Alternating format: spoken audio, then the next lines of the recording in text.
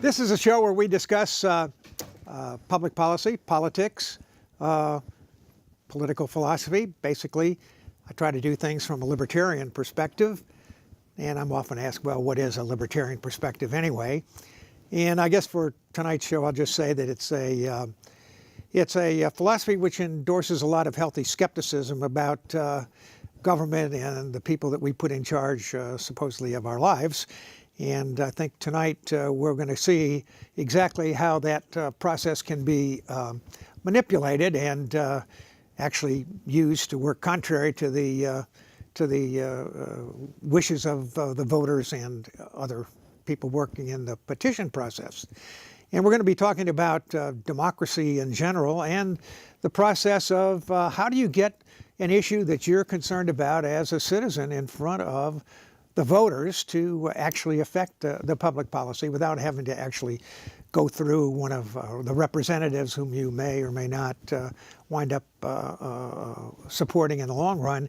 If you have an issue that you're familiar with and want to get on the ballot, then this is a good way to do it, although it's not necessarily an easy process.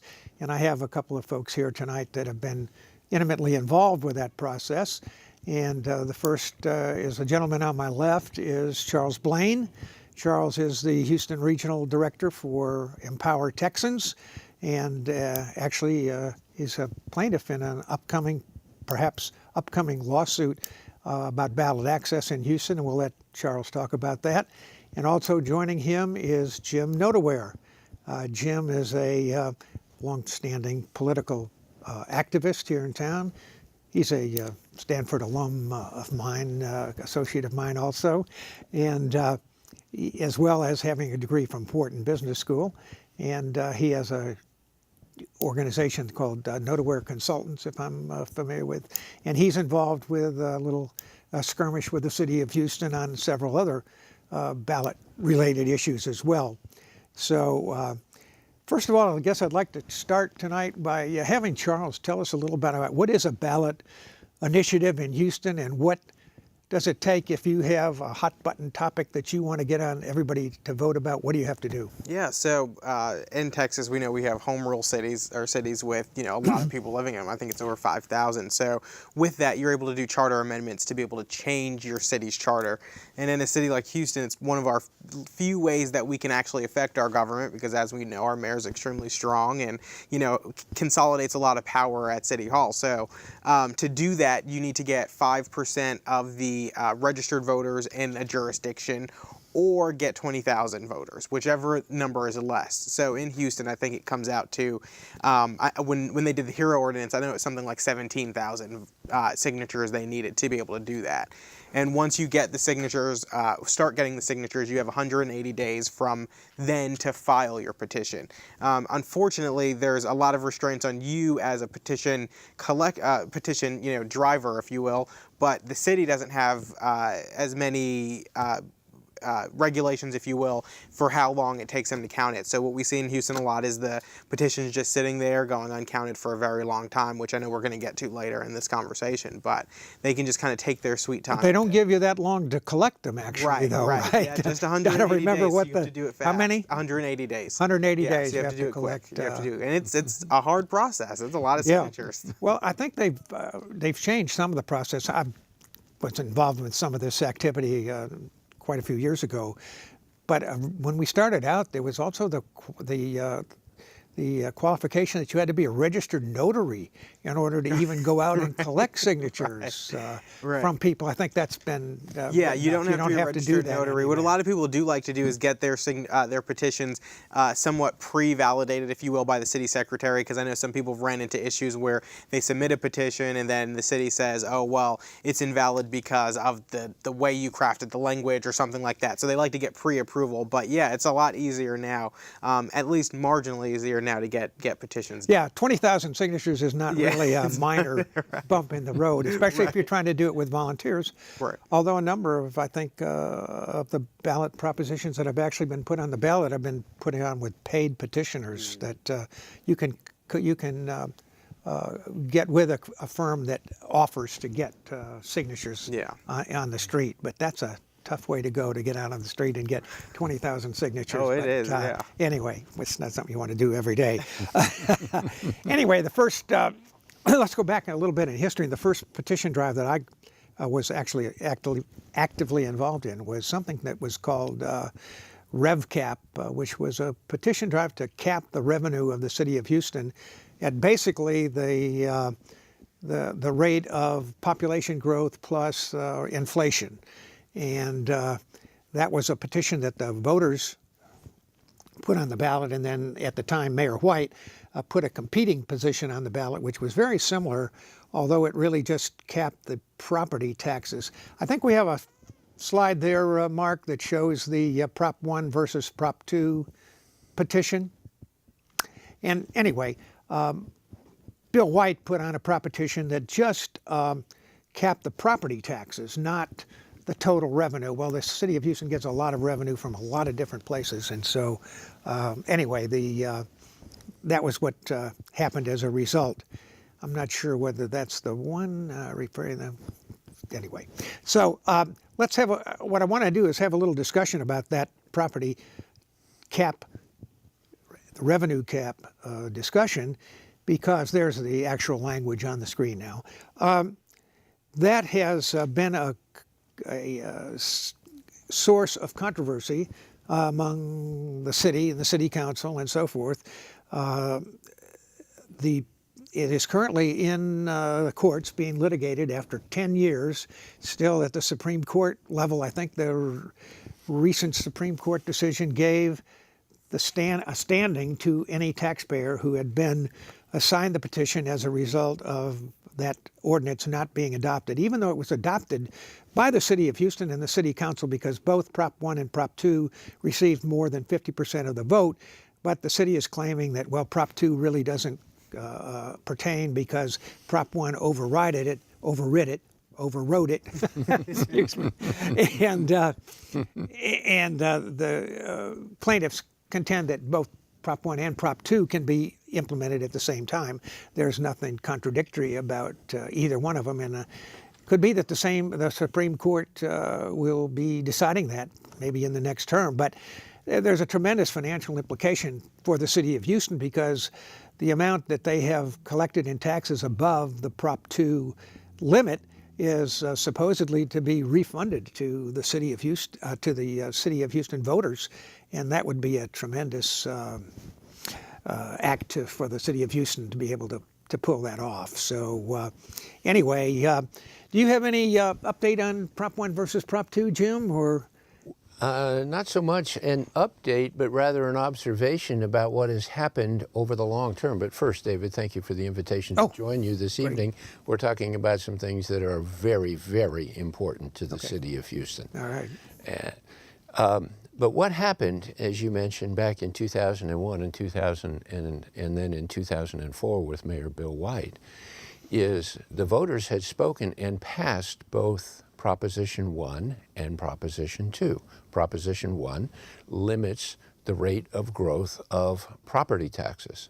Proposition 2 limits the rate of growth of all city revenues and expenses. But Mayor White held that because Proposition 1 received more votes, that is the operative one. And even though Proposition 2 passed and is part of the city charter, the city government, successive mayoral administrations have never enforced it. And what has happened is the city, in my calculations and many of my colleagues' calculations, have over-collected revenues to the tune in excess of $1 billion since then. We would dearly love to see, A, it observed and enforced the way the voters voted for it, and B, the excess revenue refunded to those who paid. I grew up in Northern California. You referenced to Stanford. And when President Reagan was governor of California, it over-collected taxes. And it refunded the excess taxes to the state taxpayers. There's a very important lesson there. Now, what has happened with successive mayors, including currently with Mayor Turner, is a desire to continue to increase property tax revenues. And in the State of the City speech that he gave several weeks ago, he said that what he would like to do is put on this November's ballot a measure to overturn or reverse the Proposition 1 limit on property tax growth. I wouldn't doubt it. Yes. Now, why is that important? Well, remember, we had a terrible recession in 2008, 2009, starting actually in 2007. But the low point in this cycle of property tax revenues for the city came in 2010. Since that time, property values in Houston had grown from approximately 2010 to approximately 2016. And they grew at such a rate that they bumped up against the ceiling that was established in Prop 1 long ago. And I credit our new controller, Mr. Chris Brown, for crying, we need to limit the property tax revenue, and he called for a rate reduction. Recall, property taxes are the product of two numbers, value times a millage rate. So when value goes up too fast, those of us who own property like that, when value goes up too fast, you have to reduce the rate. And that is in effect, or in fact, what happened. So what happened was the city of Houston in the years 2012, 13, 14, 15, 16 had record revenues year after year after year, and somehow it could not find the means to balance its budget. Despite record revenues, it still could not balance its budget. So successive mayors, starting with Mayor White, Mayor Turner, and Mayor Parker, and now Mayor Turner, have all desired to reverse that old Prop 1 and ask for more authority to raise property taxes. Some of us find that very troublesome. I think, yes, me included. I guess one of the things, whenever you try to do anything that limits the politicians' flexibility to do something, it's like playing, what's that game, whack-a-mole? That, you bang something down and then all of a sudden up again, it comes up in another place and you have to bash it again to try to get rid of it. But, when I was a young man, there was a teenager, there was a very famous song by the Yardbirds called Over, Under, Around, and Through. Oh, really? Okay. And that's what I think some of the politicians want to do in terms of raising revenue. Well, it's interesting when you listen to them talk about the property tax cap and how it's time to repeal it because they need more money. They never mention that if Proposition 2 were enacted, they would have been under further restraint. So what would they have done there? I mean, they were given a pretty solid compromise all these years by only having to be limited in that one revenue stream. But it's still frustrating because when you hear the mayor's administration and his directors and all these people talk about it, they always reference things like, oh, well, there's no point to keep this cap. It's only saving taxpayers the amount of a Starbucks a day, a month or something like that. So, I mean, it's ridiculous the way they just kind of trivialize any sort of property tax relief, Yeah, for sure. And if you go back to I don't remember, I've seen some charts that talk about REVCap and the growth of inflation and population. If you take that back to the 1970s, you can actually do away with all the property taxes that they're having, that other sources of revenue have come in and taken the place of that. So it's pretty dramatic. It's just another way that even in this case, that the process kind of came back to bite the people that were trying to fight it. Taxpayers wanted a total revenue cap. Mayor White says we'll just have a property tax cap, and now even that has come up, and now that's unacceptable to the political class. So that's in the courts right now. The Supreme Court is, even 10 years later, is still working on ruling on that, and we have yet to see what the outcome of that would be, but it would definitely be a very big hit to the city of Houston finances and their future ability. But let's go on to some other of Houston's historic ballot initiatives. The thing that city officials have become quite adept at is taking a taxpayer petition that says what would in common plain language mean one thing, and then rewriting the language so that it appears that it's very different from to the average voter about what that would really mean. It reminds me of a quote that they used to attribute to Joseph Stalin when they talked about having the votes in the Soviet Union. He says, well, it's not about who gets the votes, it's about who counts the votes. Well, in Houston, it's not about who gets the signatures for the petition, it's who gets to write the language that the petition is going to show on the ballot. And in many cases, it does not show, in terms of a plain reading of it, what most people thought they were going to get if they had signed the petition. And to maybe go chronologically, I think the next ballot issue that's currently, I think it's, well, I don't know if it's in the court anymore. It's certainly not being enforced. But it was an initiative called Rebuild Houston. Is that the way it was focused? That it was on money for drainage fee. Of course, we've had Harvey, and not too early to ask about where did all that money that on the drainage fee go. Regardless of the legalities, it didn't find its way into the streets, did it? Right.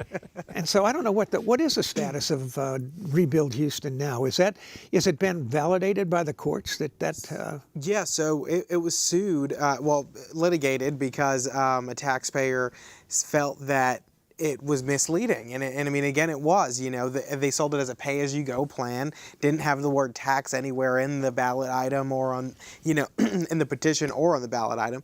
So, nobody thought they were voting for a tax increase. Right. A pay-as-you-go. Hey, it sounds like a usage fee or something like that. That's right. Hey, let's clear up the flooding and the whatever drainage, and let's go for it. Right. So nothing about how to pay for it. Exactly. Right, exactly. So they sued, and the court, Supreme Court, it got litigated all the way up to the Supreme Court, and the Supreme Court ruled in favor of the taxpayer and said that it wasn't clear. If you're calling for a tax, say tax, so on and so forth. But yeah, they're still collecting that fee, and I think the argument that I heard from City Council was that the reason they're collecting it is, although it was ruled unconstitutional, they had to pass the kind of collection mechanism as a city ordinance, and that still stands, and and they're still processing that. So that was the argument I heard. But they're still collecting it, and it was ruled unconstitutional. So it's going to be interesting to see kind of how that works out in the end, because just like with Proposition 2 for the revenue cap, this would be a huge thing that would fall on the city to then repay all these people who paid into it too. So that could be even more of a financial burden down the road. Yes, it's approximately $125 to $140 million per year collected as a fee on your water bill. And even though the Supreme Court invalidated it because of misleading ballot language, that's the Texas Supreme Court. That's the Texas Supreme Court unanimously, an 8-0 vote. The city is still collecting the $125 million a year, and no taxpayer dare not pay it, because if you don't pay it, you are deemed to not pay your water bill and subject to have your water and sewer service turned off.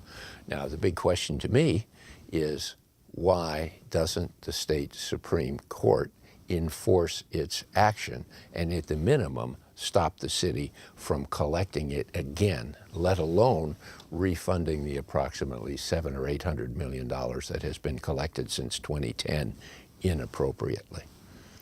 Yeah, that's got to be pretty disappointing to take that suit into the legal system, have it ruled unconstitutional, and then everybody just ignores that. Oh, well, it's just hazard of the game. There's an old adage, you can't fight City Hall. Yeah. Well, you can fight City Hall, and you can win. Right.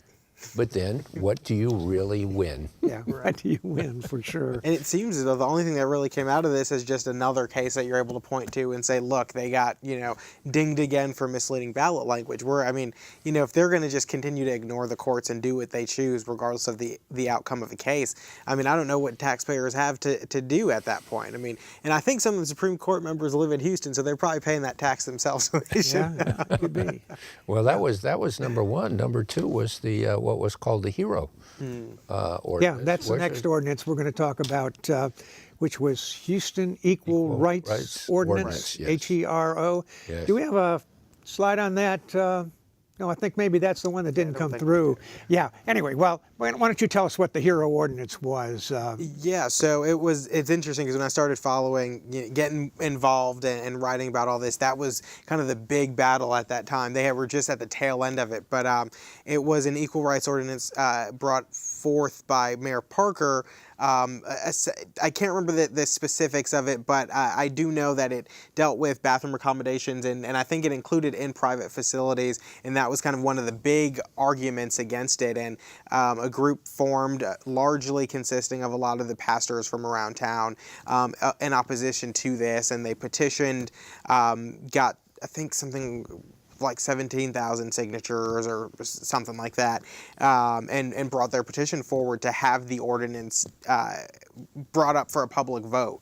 And then it was ruled that, or the city found that the petition was invalid because it didn't have enough signatures, and then they sued, and it turns out that they did have enough signatures, so it had to eventually get brought up for a vote. But just shows another one of their kind of sly tactics. Wasn't there an issue with the language that the city was going to put forward as a result of that petition drive, and didn't the courts have to step in and change that also? Right. When they brought the petition was validated, and then the city had to vote on ballot language, and when they brought it up, they were discussing the language, and the attorney for the plaintiffs in that case, Andy Taylor, came to city council and told them that the language you were about to vote on, I remember this, I was sitting right there, he told them that the language you're about to vote on is going to be ruled unconstitutional because it didn't, the votes didn't match up with the language. So I think it was like if you voted yes, you actually meant you didn't support it, and if you voted no, that meant you did. So it was very confusing. And he told them what would happen, and they voted and passed it anyway, and then they sued, and the court ruled in their favor and said that it was unconstitutional, and that a yes needs to mean a yes and a no needs to be Yeah, right. The plain meaning of what yes and no means. I think they had to, in terms of looking at the HERO Amendment, you had to vote no. It was viewed as, do you vote...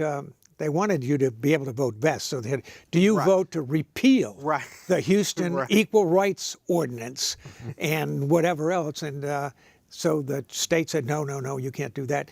You have to either vote for the ordinance or against it. You can't go and say, oh, the council did this, and now you want to have a yes vote to repeal and a no vote to keep it. So a no vote was positive when, in fact, most people would think a yes vote negative, would be exactly. a negative thing. So, And that, too, was ruled unanimously by the Texas Supreme Court 8-0. It's incredible what these people, the length that the folks will go to try to deceive and frustrate what the public will would seem to be in a reading, plain English reading of what people were voting for. So, well, another issue that has come up in regard to those same things is the issue of term limits. And I can't remember what year was that was passed, just a couple of years ago? That was in 15. Yeah, the last municipal. 2015. And the idea, there were term limits in effect for the Houston mayor and the Houston City Council, which limited the service of any of these publicly elected people to 3 consecutive 2-year terms. That's correct. I guess is what it was. And so under the guise of term limits, the ballot language was, do we have the ballot language on term limits there, Mark? The ballot language said, do you vote to limit the terms of the Houston City Council to 2 4-year terms with, I don't know, that's something excluding the people that were elected that could wind up, if you had 2 4-year terms and another 3 years of a term that you had, could wind up having 11 years of public service. And so the issue was the ballot language started out to limit something, and actually what was really going on under the covers were that the amount of time that the city councilman could serve was actually increased. Expanded. So it's a typical bait and switch kind of action that that the people in power seem to take with the ballot language to try to make it sound more appealing to all the people that did it. And I'm sure people that looked at the first couple of sentences, or the first sentence in there says to limit the city. Oh, everybody's for limiting them, yes, but no, it really wasn't to limit it. It's to extend the amount of that time. And so, is that Eric Dick had a lawsuit on that? Is that correct? Was there just some news in the media about that just recently? Yeah, if I'm not mistaken, they ruled in favor of the city to uphold the election. I'm not sure if they're appealing it or what the deals were after that. I know they held a press conference after the hearing. Unfortunately, I wasn't able to attend, but yeah. What happened is, after that 2015 ballot, some people with Attorney Eric Dick and Attorney Andy Taylor filed another suit and prevailed in the lower court. The city then appealed that verdict, and it has been stuck in appeals process ever since. There was a hearing this past Friday, and I believe the result of that hearing is to sustain the appeal process. So it did not deny the appeal and affirm the lower court's ruling. So we're in Never Never Land for a while longer. And what that means is those politicians who were elected on the 4-year term, since 3 years have now elapsed, they will be able to live out their 4-year term. And it may be sustained overall. The answer is we really don't know yet. Yeah, that's a good warning to anyone that's contemplating put together a petition drive. Getting the signatures is almost the least troublesome part of it, although it's certainly not minimal. But you better be prepared to have some deep pockets to force the city to actually follow what you got if they take issue with what you said. I think the judge, if I remember reading about this, he said the language that they used on the term limits was inartful but not misleading. yes, yeah. I don't think it was inartful at all. I thought it was the most artful wording you could possibly have. Yes. Very artful You from have the that. political class's standpoint. Right. That, And I remember when that came up in council, Parker mentioned it. She said, this is very confusing. I don't know if the voters are going to get this. And they may have used that in the case, but she said it during council, Oh, still really? brought it up for a vote, and they voted to place on the ballot. But, I mean, they knew from day one that this was, a very confusing ballot item. And if you just walk in there and hadn't heard anything about it, and you read the first line and it says you vote to reduce the term limits, most people are going to be like, well, yeah, of course, I'm going to, want to hold my representatives more accountable more frequently. Right. But yeah, no, it was definitely, I think, more than inartful. I think they got exactly what they wanted out of it. Yeah, like deceptive maybe would be a better word. Well, so now that's three things we have going. We got REVCap, where the city has continued to frustrate what the voters' will was, and it's in the courts. We have the Rebuild Houston, which was upheld, but the city refuses to enforce it, even though the voters wanted. So we had the Hero Amendment, which was they forced the city to go back and rewrite the ballot language because it was so misleading, and it failed. And after they rewrote it. And then, of course, you have the term limits, which is another issue. Went up to the courts, which this inartful declaration has happened, but I think the case is still That's an inartful statement in itself, isn't it? to go on. So at every corner that the voters try to do, the voters and taxpayers try to do something, there's a special interest block there to propose something different, or to reword what you proposed into something that really wasn't what you meant. So it's very, very frustrating for people that are trying to use their own initiative to get involved with the democratic process and do things, and then find that, oh, well, you got to, not only do you have to be energetic volunteer to go out and pass all the hurdles, but then you got to have some deep pockets to go to court with some high-priced lawyers to be able to even have a chance of implementing that. So it's really sad. It's very interesting, David. And I'm a private businessman in most everything I do, not everything. but most everything I do. And there's a concept in markets and business and economics called barriers to entry. Sure. And I think what you're talking about here are barriers to entry to democratic change. Elected officials, institutional framework want to make it difficult for those of us who are regular citizens to be accountable and flexible to our wishes. That's for sure.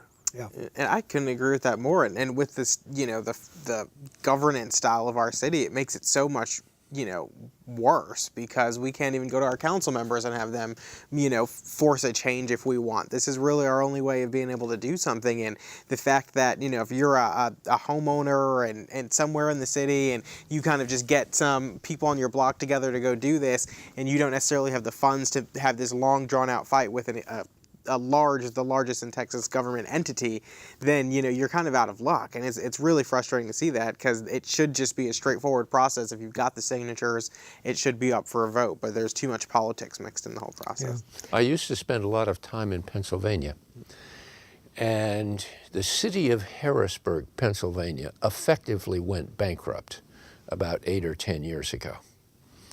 But because of state law in Pennsylvania, it couldn't formally go bankrupt. It was taken over by the control board of the state of Pennsylvania. But an enterprising reporter, an investigative reporter, wrote a wonderful book that was the chronology of the fall of Harrisburg, Pennsylvania's finances, called Capital Murder.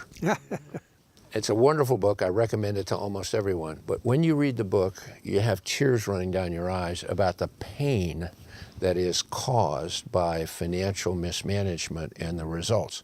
And you come away with two overwhelming conclusions. Number one, that the citizens make far better decisions than the elected representatives. Wisdom that of hold crowds. offices. Yes. That again and again and again, citizens will come to city council meetings and protest certain votes. And they were always overturned by their elected representatives in terms of folly. And number two, when there is financial distress, who gets hurt the worst? The poor. And I would suggest we are embarking upon a very similar path here in Houston, Texas, and it is the poor who are bearing the most significant brunt of that kind of activity. And you can hear protests everywhere. Yeah. From Sales tax is the kind of regressive tax. a very that does regressive that. tax, and property tax too is a regressive tax. But you can hear the protests from Acres Homes to Sunnyside. Right.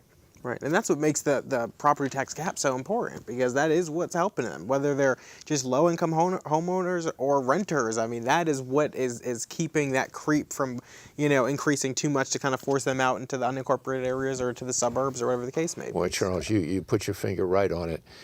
Those of us who are opposing every initiative or effort to increase property taxes are doing so not just because we don't like paying more property taxes. Of course we don't. No one likes paying more property taxes. But for the right value contributed and the right services, of course we would.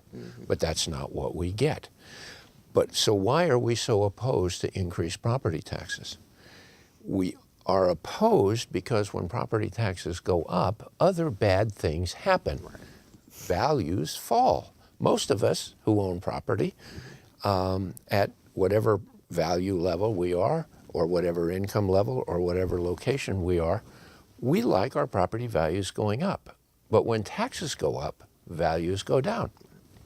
The other thing that happens is we scare away jobs and we scare away people. At best, the city's jobs and the city's population are flat for the last 15 or 20 years.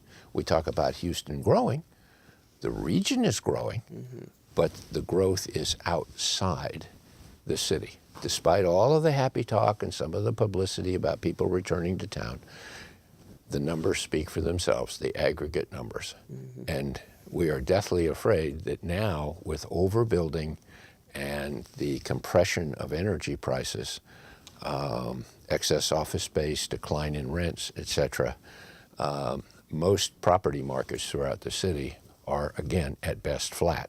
And the only way to raise property tax revenues with flat or declining values is to increase rates. And when you increase rates on a flat or declining value, you enter into a death spiral. Yeah, and it will be progressively more difficult for the city to recover and to grow. And I'm sure as property taxes see their payers see the bill each year and it goes up by whatever it was now, I don't remember what it was, even if it's just 5%, you really have the question of, okay, well now, what exactly am I getting for this 5% increase? Now, what is it that I didn't get before that's justifying this new 5%? Yeah. Well, generally, it's not any new services, that's for sure. No. Right. Right. You know, it's just for all the things that we forgot to charge you about before, you know, the pension program, which we'll talk about just in a minute, and other things where all our costs keep going up, but we didn't tell you that was the deal when we implemented them. So, well, we've been talking about a lot of this from a kind of a bird's eye view, and I want to delve down now, and we have both of these gentlemen here at the table are currently involved in some active legal issues with the City of Houston as it relates to city ballot structures and, well, potential city ballot things. And so let me have Jim just talk first about his particular lawsuit that he has instigated in the issue of pension bonds with Jared Naved. Yeah, Jared Navar, and that's proceeding through the courts, and he's got a little bit of update to tell us where that is. As I think most voters recall, this past November 7th, we were asked to vote on a proposal that was made by Mayor Turner as part of his, quote, pension reform plan, and which was codified by state legislation known as SB 2190, offered by State Senator Joan Huffman. It became law for the city to issue $1 billion of bonds secured by our property tax base. They're called pension obligation bonds. The proceeds of those bonds were taken, the $1 billion, and allocated $750 million into the policeman's pension fund and $250 million into the municipal employees pension fund as a way to help supplement the city's underfunding of those pension obligations. But not the firemen's. But pension. not the firemen's. And that is a political discussion beyond the scope of our discussion here this evening. We can get into that, but if we did, I'm afraid we wouldn't be able to talk about anything else. Okay. So back to the pension obligation bonds. The mayor offered a spirited campaign and prevailed. Approximately 75 or 77% of those who voted in favor of what was then known as Proposition A. I was very much opposed to that for economic policy and economic development reasons. As my colleagues and I were analyzing what had happened, we noticed an inconsistency between the ballot language, which is what people voted on in the ballot box in the quiet of the voting booth, and what actually was voted on by City Council to become law to authorize the issuance of the bond. What wasn't in the ballot language but was in the City Council action was a sentence that says, if the city is unable to make the debt service payment on these bonds, it could increase property taxes to make up the difference. That's not the precise language of it, but that is the clear intent. That we deemed to be a material omission. Therefore, we deemed it a misleading ballot language. Back to your point a moment ago, David, I call it actually deceptive. Mm-hmm. So, because it would have contradicted Prop 1, which is presumably the ruling motion for the revenue right now. yeah, two things. First one is, if people had known that they were going to risk a property tax increase if this occurred, they would likely not have voted for it.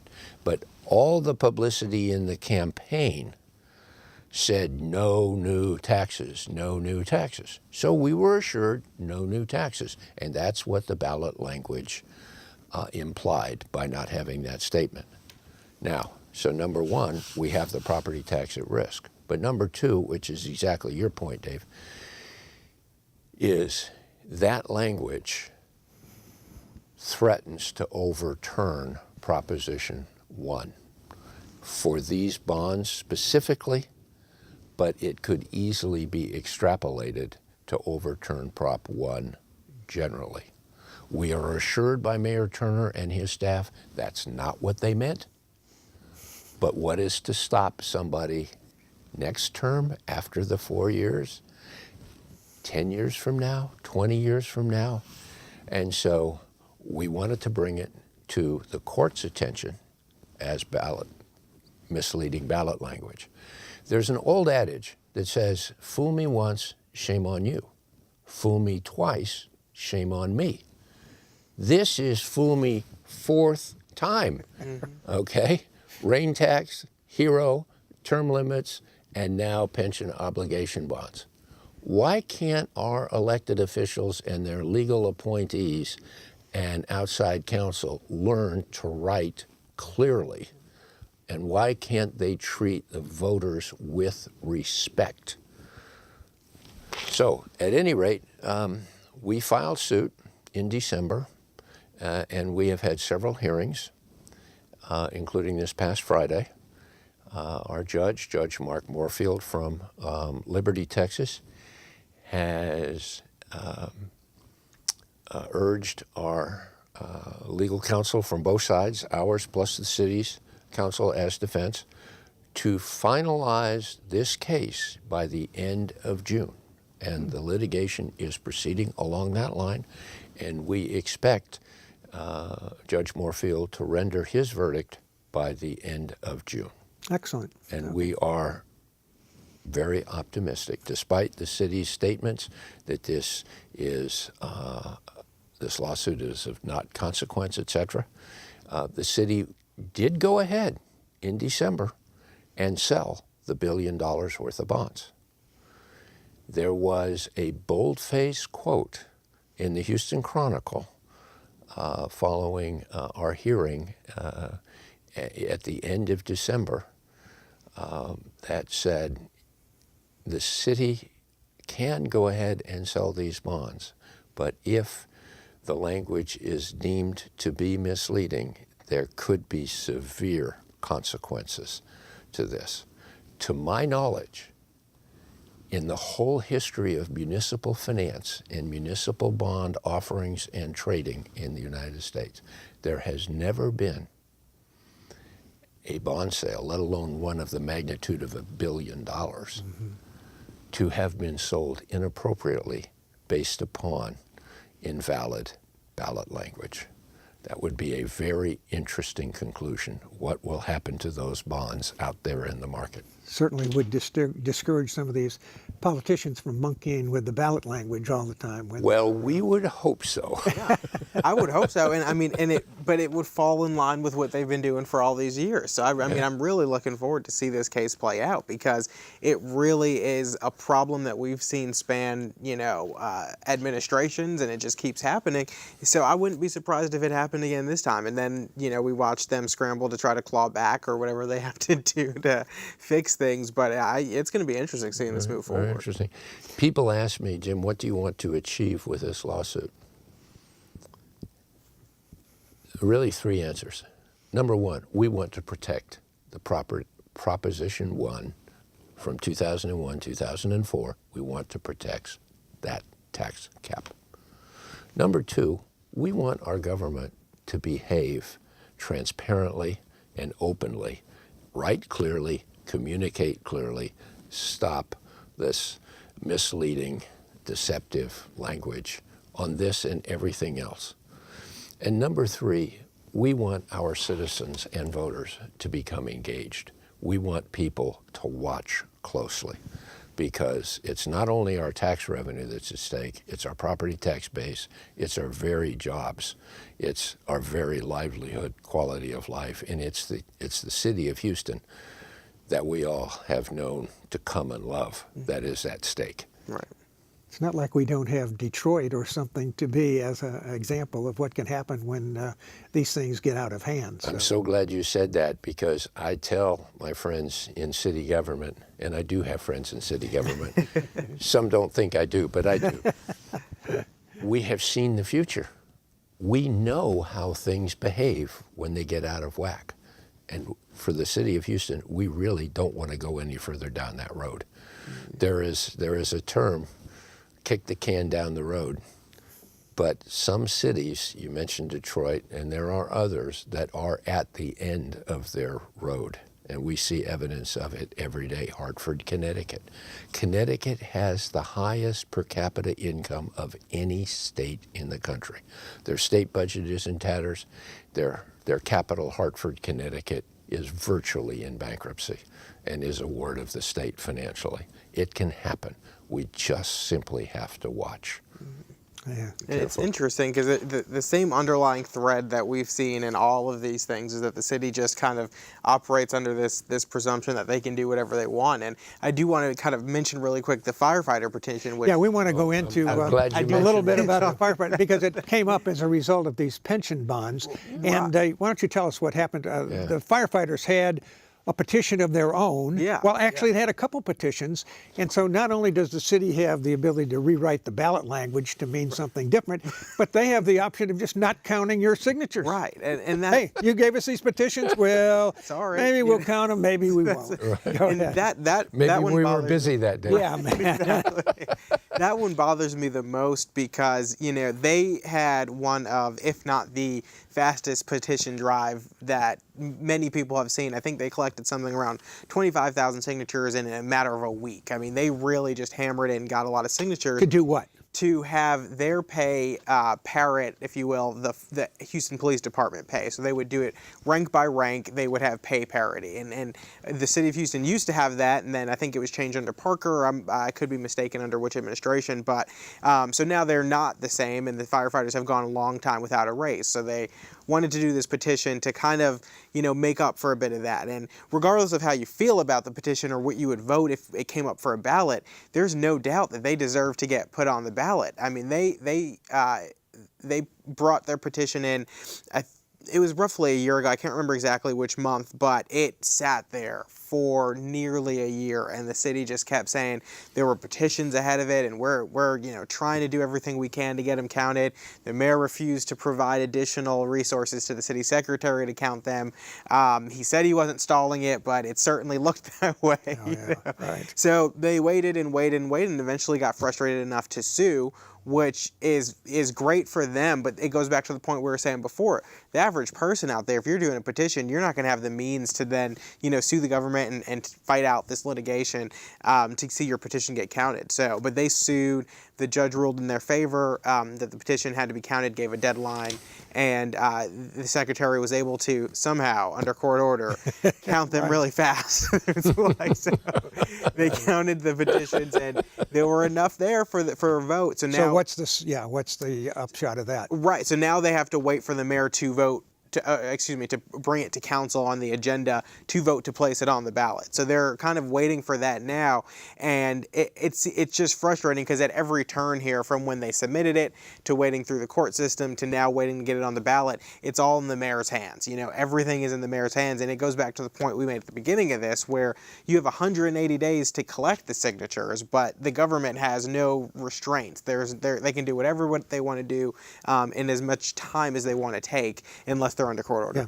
To Include just ignoring it. Period. Right. So now they're waiting for that, and I'm going to be happy when we finally see that process go through, because it's alarming that they can do that to firefighters, and they can do it to the average citizen just for a petition that they disagree with.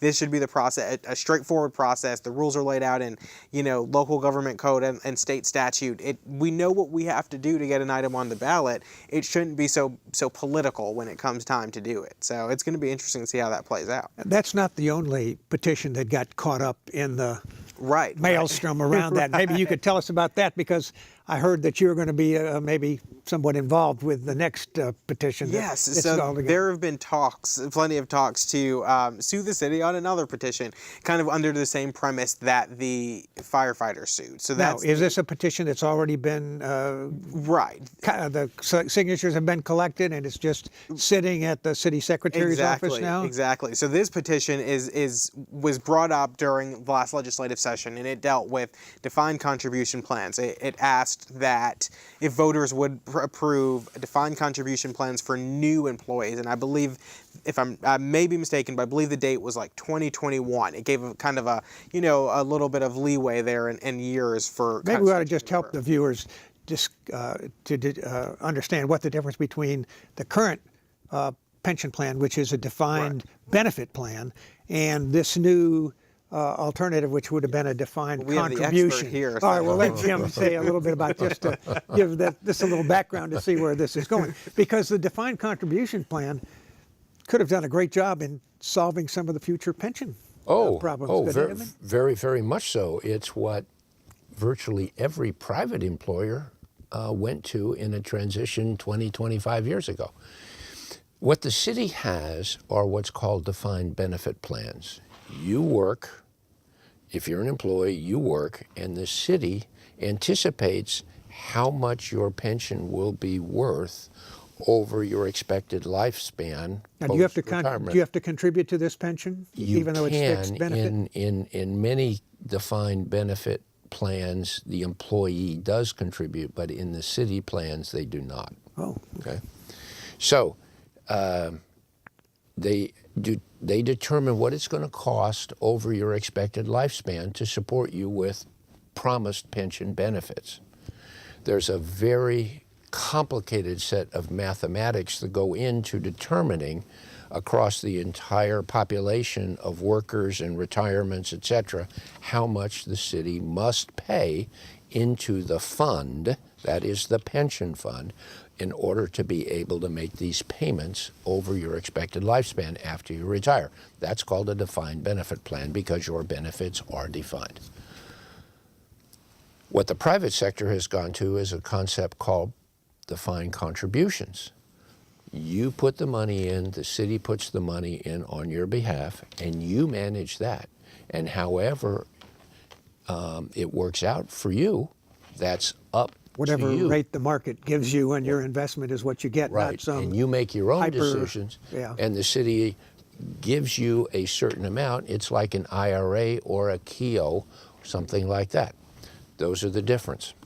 So many people believe, as you two just mentioned, that if we as the city were to go to a defined contribution plan, it would A, simplify things, and B, reduce the city's costs and expenses, and C, it would make the future for every employee more certain and secure. Because right now, with the underfunding that goes into the city's defined benefits program, if I were a city employee, I was at one time for 2 years, but if I were counting on the city's pension, I wouldn't have confidence that that money is going to be there when I need it. So I would be frightened. I would rather have certainty. Right. It was supposedly earning something like, what, 8% a year? Well, that's what the promises are. Yeah. Right, yeah. but so, they're earning something. You can't get 8% a year anywhere. If they're that good, then they should go in the money management business for other people, shouldn't they? Exactly. But reality, they've been earning 1%, 2%, or in some years negative. Okay, so what?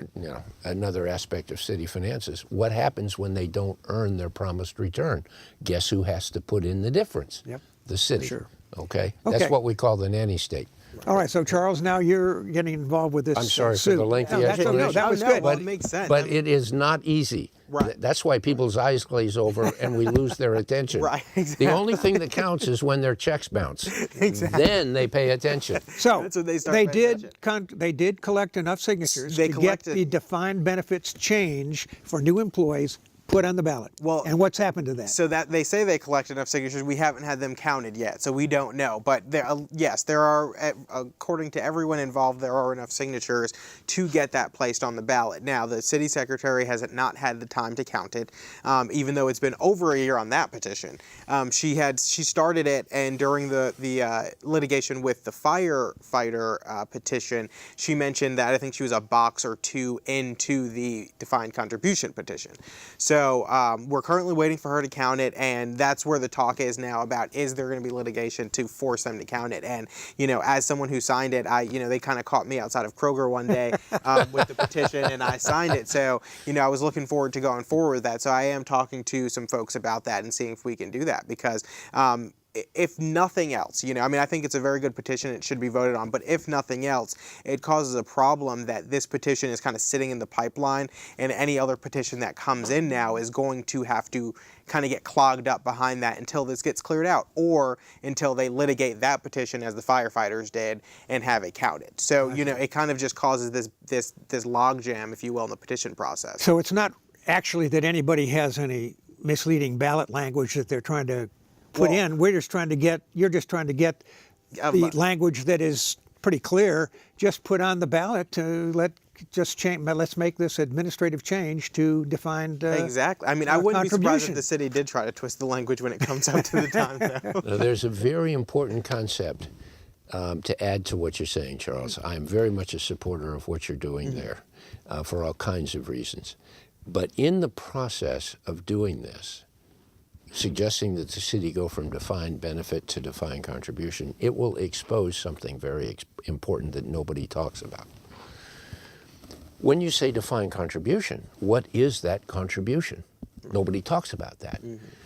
The assumption is we will do it something like what a private corporation does, which is a 3% of your payroll, maybe 5%, assuming you make a match yourself. Well, statistics show that most employees don't make their match.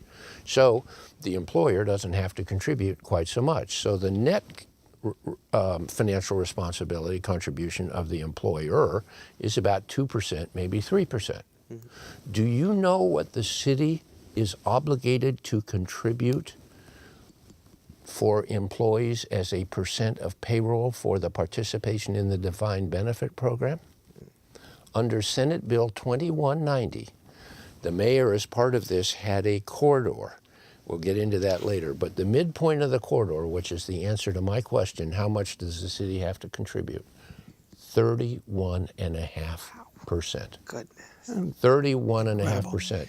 My friend Bill Frazier calculated on fiscal year 2017, the CAFR that just came out a month or two ago, it was 35%.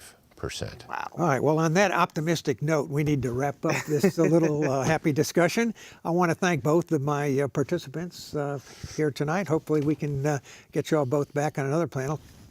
Charles is turning into almost a regular, but Jim, you're kind of new to this, like I am. But anyway, I wanted to encourage our users to check in with us again next month on Public Affairs, Public Access, and you can hear some very involved and intelligent commentary about what's actually happening in the public policy forum around Houston, Texas. Thank you both again. David, thank you.